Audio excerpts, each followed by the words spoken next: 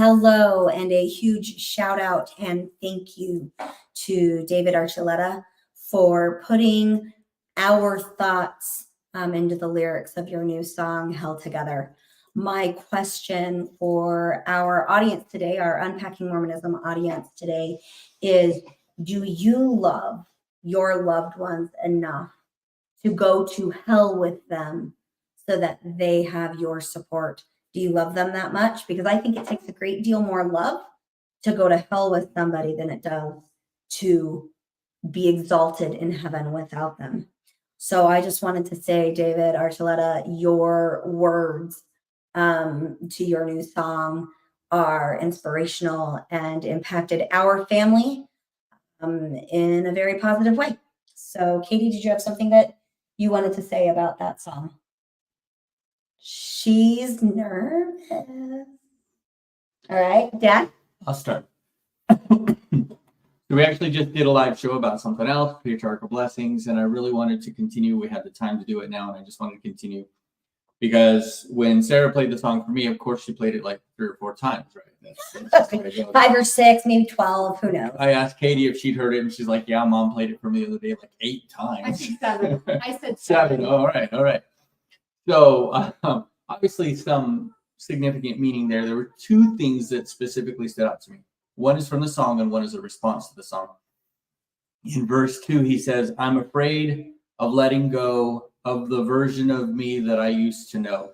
And that has been one of my biggest struggles as I've transitioned out of the church, because I was proud of who I was. I felt like I was a good person, constantly striving to do the right thing, all that stuff. And of course, stepping away, I realized that that wasn't always the case, but that's what I was trying to do. And it's been difficult to let go of that person because it feels a little bit like maybe at the end of a rope, letting go, not sure where the ground is, or you know, when you're swimming in the swimming pool and you just stand up, right? You're hoping that the ground will be there. And sometimes you don't feel it right away, or sometimes you do, and you're like, oh, I'm okay. It feels a little bit like that because who am I without all of that? And that's what really stood out to me from the song itself. And then there was something that, and I don't remember specifics, so I'm just going to kind of muddle through this, but there was somebody posted something on one of the Facebook groups that we're a part of, you know, ex-Mormons or whatever, posted something about this story and what it meant and all that stuff. And somebody responded. Of course, lots of people responded. In this case, someone that was a member of the church, still an active member from the comments. And what struck me was that person said something like, well, David Archuleta got it all wrong. You can't just choose what your heaven is going to be like. You can't just choose the rules. You have to, you know, God chooses those rules and makes those things up. And the person that had originally made the post was like, how would you respond? And I didn't respond at all. But as I thought about it later, I formulated a response. And really, what I would say to that person is, actually, you're missing the point. It's not about whether or not the Mormon view of heaven is correct, or somebody else's view, or there is no heaven, or whatever. That's not what the post is about. It's not someone else's heaven. Heaven is not, doesn't belong to you. And I don't think getting lost in the weeds of the doctrinal implications of a song that was not meant to be doctrinal.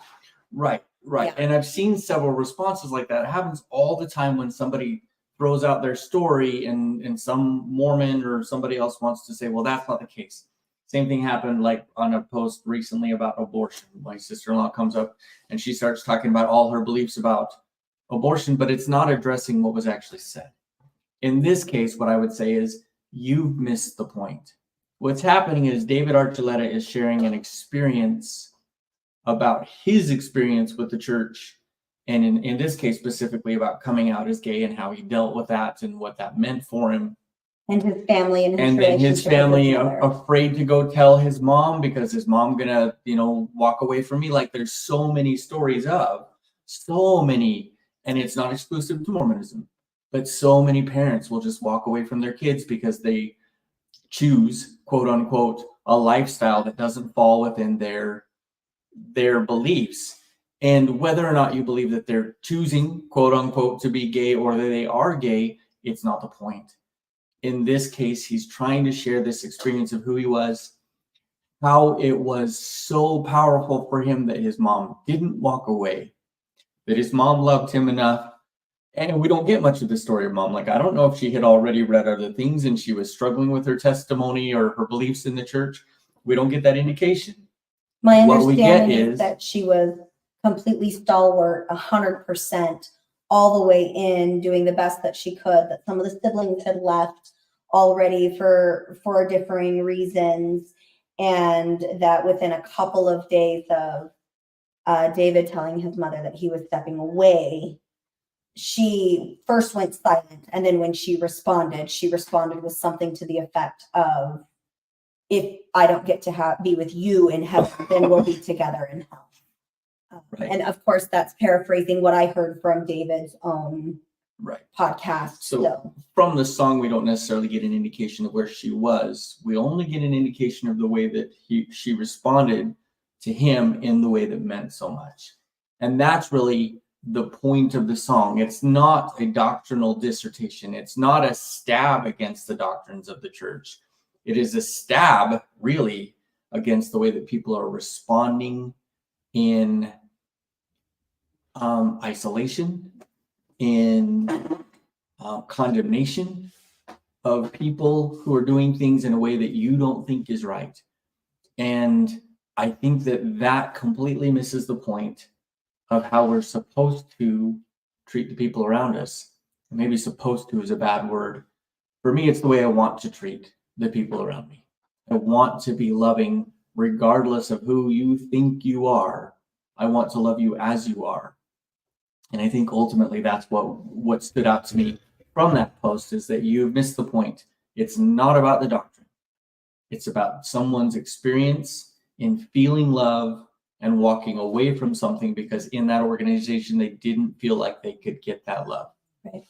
Well, and what I love so much about, well, first off, way to go, Lupe. That's David's mom. You are my hero. Goodness, I'm gonna start crying. I love the message that you don't have to live up to the expectations of others. You just need to be you, and I will follow you. I will love you. I will support you in whatever path you feel is best for you. I have children who are part of the LGBTQ plus Not too nervous population. enough to do that. Dad, I am proud. Good. She is proud. Good. And I have children that are a part of that population who are a little bit more quiet about it. The idea that a dogma or that a religious culture is more important than making sure that my children know they are loved, that they are valued, that they have so much to give this world, and that there is a place for them in whatever goodness comes after this is supported. Yeah, is so valuable. And so again, I ask our listeners, I think it's easy to follow somebody on a path where they're doing what you expect them to do, what you want them to do, the ideal of what you've taught them their whole life. That's much easier than loving when maybe they didn't accomplish what you thought. And I think that, so many people in this day and age are like, we shouldn't have those types of expectations or hopes or dreams for our children. And while I say, okay, great, that's a beautiful theory. As a mother, I can't help but have hopes and dreams and love, and maybe they'll do this, and I would love to see, and then being able to say, that's a dream. And it's only a dream. It doesn't mean that that's the reality, and that I will love my child with the reality that they realize in their own life. And that to me is beautiful. So again, the What is the specific lyric, Mason? You pulled it up for me. Did you just get rid of it? I did. You person. I'm putting links into the Katie, did you have something you comments. want to say? And then I'll. I can find it Get the again. lyrics for Oh, you Katie's really gonna get quickly. everybody's list. I asked for the lyrics before, and then they get rid of them. And I don't know. You're not There you go. You're not gonna go to hell with me, okay? You did not do that good enough. All right, here we go. I'm gonna kick So- you to hell here in a minute. If I have to live without you, I don't want to live forever in someone else's heaven. So let them close the gates. Those 3 lines. Yeah, and Katie's over here humming now. Thank you, David. We love you. Heaven isn't heaven without my family and without the people that I've dedicated my life to loving and raising.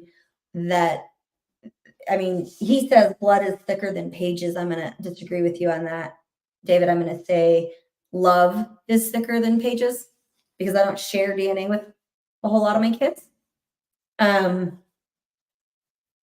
cannot imagine heaven as a happy place if we are separated from those that we feel the safest and closest to.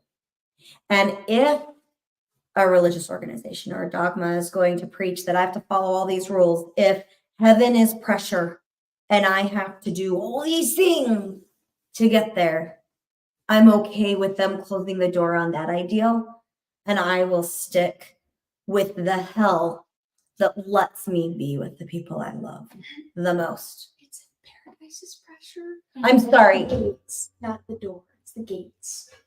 What she said. If paradise is pressure and it's gates, not the door. Yeah, that, Mom. Thank you. That's the important part right there.